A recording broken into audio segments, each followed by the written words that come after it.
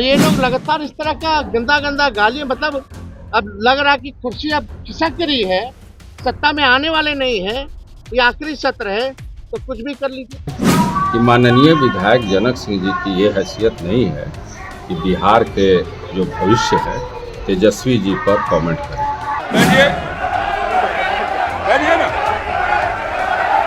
Mic तोड़ करके आना, वो किस पे फेंकना था? मेरे पे फेंकने की तैयारी थी। आपको मारने की कोशिश। अगर नहीं आता, हमारे विधायक नहीं जाते तो फेंक दिए होते। जमीन खरीदना और जमीन कब्जा करना इनका पुराना धंधा है। जाति धर्म दल भूल के माननीय तेजस्वी यादव जी के मुख्यमंत्री बनने में हम लोगों को सहयोगी बनना चाहिए। बिहार की सियासत में इस वक्त एक गंभीर सवाल उठ खड़ा हुआ है। क्या लोकतंत्र के मंदिर में अब गाली गलौच और अपराधियों का बोलबाला होगा? बिहार विधानसभा के सत्र में तरैया के भाजपा विधायक जनक सिंह द्वारा नेता प्रतिपक्ष तेजस्वी यादव को भद्दी गालियां देने और शर्मनाक व्यवहार करने के बाद बिहार की राजनीति में भूचाल आ गया है। इस पूरे घटनाक्रम को लेकर सारण विकास मंच के संयोजक शैलेंद्र प्रताप सिंह ने तीखी प्रतिक्रिया देते हुए जनक सिंह को जमकर लतार लगाई है। शैलेंद्र प्रताप सिंह ने ये कहा है कि मीडिया की खबरों से स्पष्ट है कि जनक सिंह ने जिस स्तर की अमर्यादित भाषा और असभ्य आचरण का प्रदर्शन किया है, वो न सिर्फ तरैया विधानसभा क्षेत्र बल्कि पूरे सारण और बिहार का अपमान है। उन्होंने स्पष्ट शब्दों में कहा कि जनक सिंह का आचरण किसी गली के गुंडे से भी अधिक खराब है। अब देखिए, सबसे पहले तो आप सारण विकास मंच के संयोजक शैलेंद्र प्रताप सिंह क्या कुछ बोल रहे हैं, उनके बातों को सुनिए। सबसे पहले तो तेजस्वी जी से हम तरैया विधानसभा क्षेत्र के लोगों के तरफ से उनसे माफ़ी मांगेंगे, क्योंकि जो जनक सिंह जी ने, जो तरैया के माननीय विधायक हैं, उन्होंने जो कल सदन में आचरण किया है उससे हम लोगों को शर्मसार किया है। तो पहले तो हम तेजस्वी जी से इस घटना के लिए तरैया विधानसभा क्षेत्र के निवासियों की तरफ से माफ़ी मांगेंगे। जो घटना उनका कल हुआ, तरैया विधानसभा के जो विधायक हैं माननीय जनक सिंह जी, इनके कारनामों से मैं चाहता हूं कि आपको कुछ अवगत कराना। इन पर कई आपराधिक मुकदमे भी हैं। ये तरैया विधानसभा क्षेत्र के एक इकलौते विधायक हैं जो पानापुर में बीडीसी की मीटिंग हुई थी, उसमें इनके साथ चूँकि ये कुछ गलत बर्ताव कर रहे थे बीडीसी सदस्यों के साथ, तो इनकी बढ़िया से पिटाई भी हुई थी। ये इकलौते विधायक है।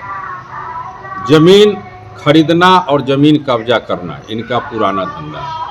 छपरा में मेथवलिया गांव में और घोष कॉलोनी में पिता पुत्र जो कह रहे कि हमारे पुत्र दो हैं, भगवान करे पुत्र दीर्घायु हों और अच्छे हों, लेकिन इन पुत्रों को भी अपने साथ पिटवाए। और जितना विधायक योजना होता है आप जाके पता कर लीजिए, सभी योजनाएं 99% योजनाएं इनके बेटे के द्वारा किया जाता है। ये दूसरे पर जांच करने के नाम पर तो धन उगाही करते हैं, लेकिन इनकी योजनाओं का अगर जांच किया जाए तो मान लिया जाए कि एस्टीमेट है 22 लाख का, तो काम होता है 2 लाख का। और तुरंत हम लोग जांच करेंगे और पदाधिकारियों पर दबाव डालेंगे कि इसका जांच कीजिए, और उस जांच रिपोर्ट से भी हम लोग आपको अवगत कराएंगे। इनकी कहानी शुरू होती है तरैया के स्वर्गीय विधायक और पहले मंत्री भी थे स्वर्गीय आदरणीय रामदास राय जी, उनके शागिर्दगी में ही राजनीति शुरू की है। ये जो हवा कर रहे हैं कि हम लालू यादव जी के ज़माने के हैं, तो वो तो वहाँ मुंह है, कुछ भी बोल देना है, लेकिन यहाँ क्षेत्र के लोग जानते हैं कि आप जो है माननीय पूर्व मंत्री स्वर्गीय रामदास राय जी के सानिध्य में शुरू किए। उसके बाद दौर चला तो कार सेवा हुआ, आप अवगत होंगे बाबरी मस्जिद, उसमें इनके गुरु कहिए या जिसके सानिध्य फिर प्राप्त किए, उनका नाम यही बगल में गांव है गलीबापुर, वहीं के निवासी थे बबन सिंह जी। उनकी मौत जो हुई, वापस लौटते समय आज तक रहस्यमय। 2000 में महुली गांव उनके गांव के बगल के हैं, उन्हीं के गांव के स्वर्गीय वकील सिंह के संबंधी और हम लोग के भी संबंधी स्वर्गीय अवधेश सिंह जी का पुत्र दिलीप बम विस्फोट में मारा गया। उसके ये मुख्य आरोपी हैं, उसमें जेल भी रहे। लेकिन कल जो इनके वक्तव्यों को हमने आज मीडिया के थ्रू जाना तो मैं कहा कि आदमी कितना मतलब डबल स्टैंडर्ड का आदमी।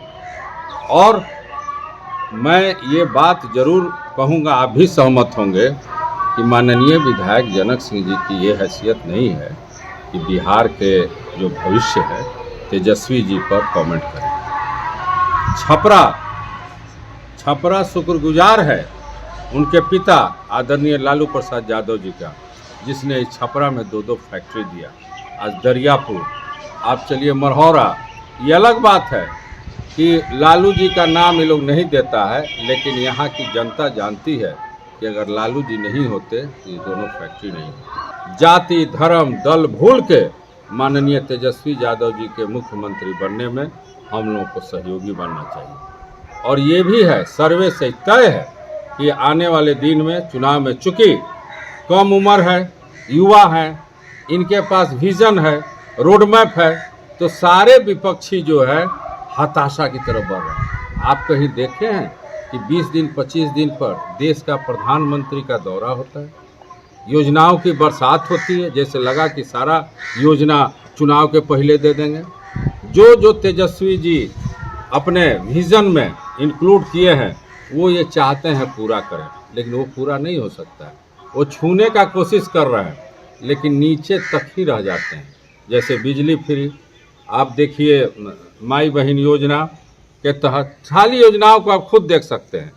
इसलिए मैं आपसे निवेदन करूंगा कि आप जनक सिंह जी के कारनामे को हर एक लोग तक पहुंचाएं। और आप लोग अवगत हैं, आप ही पत्रकारों से कैसे मिसबिहेव करते हैं। कोई घटना होती है तो देखिए, तो जैसे लगता है कि तरैया जो है विधानसभा 2000 के पहले यहाँ कुछ था ही नहीं, यही सारा विकास किए हैं। और एक योजना बता दें जिस योजना से 10 आदमी को रोजगार मिला हो।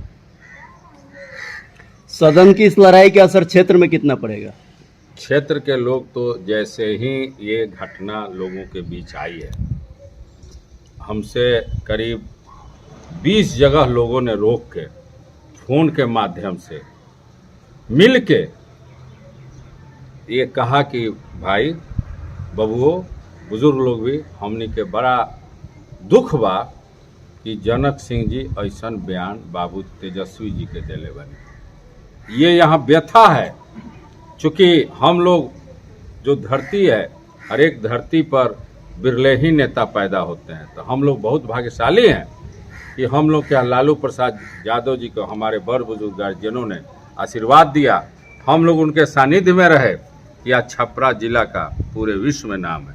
आप बताइए, यहाँ जनप्रतिनिधि तो 2-2 हैं एमपी, यहाँ एमएलए है, लेकिन बगल में मरहौरा शुगर मिल, जो कि माननीय प्रधानमंत्री ने कहा था कि मैं आऊँगा तो इसी के चीनी से चाय पीऊँगा। 2014 की बात है। आप बताइए, उसकी ओर एक कदम अग्रसर नहीं हुआ। आप देखिए रीगा का शुगर मिल, आप देखिए बेगूसराय का जो मृतप्राय इंडस्ट्री थी, वहाँ के सांसद और विधायकों ने दबाव किया तो माननीय प्रधानमंत्री ने किया। लेकिन हमारे यहाँ दोनों सांसद और जो वर्तमान विधायक हैं, इन लोगों को सबसे कुछ लेना देना नहीं।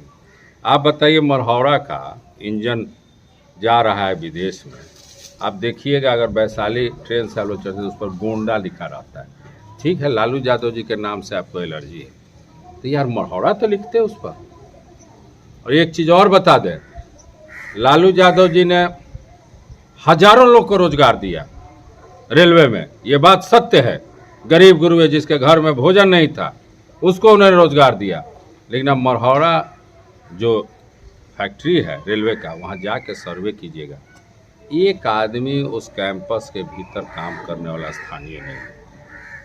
हम लोगों ने बहुत आवाज़ उठाई, लेकिन चूँकि हम लोग तो सरकार में है नहीं, तो हम लोग चाहते हैं कि वो इंजन पर कम से कम नाम मरहौरा तो लिखे।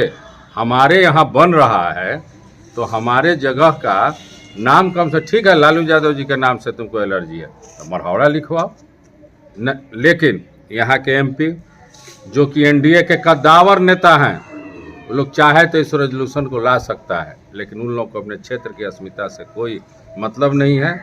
एमपी बनने से मतलब है और उसके बाद बस और कुछ नहीं। लोग भावावेश में आके गलत सलत प्रचार करके जाति में बांट के और विद्वेष फैला के बस सांसद बन जाना है और उसके बाद यहाँ के क्षेत्र के बारे में कुछ नहीं सोचना है। सुना आपने कि किस तरीके से उन्होंने जो है वो बड़ा तंज कसा है। और इसके बाद तेजस्वी प्रसाद यादव ने भी जो है वो कल इस पूरे मुद्दे पर प्रेस कॉन्फ्रेंस की थी। तेजस्वी का बयान भी आप सुनिए कि क्या कुछ तेजस्वी यादव कहते नजर आ रहे हैं। ये लोकतंत्र के मंदिर को इन लोगों ने गंदा करने का प्रयास किया है। यहाँ के परंपरा को बार बार जो है मिट्टी में मिलाने का प्रयास किया गया है। आज तक इतनी भद्दी भद्दी गालियां, अब हम उस गालियों को हम बोल नहीं सकते जो भाजपा के विधायक जो है बोल रहा। अब ये स्थिति आ गई है।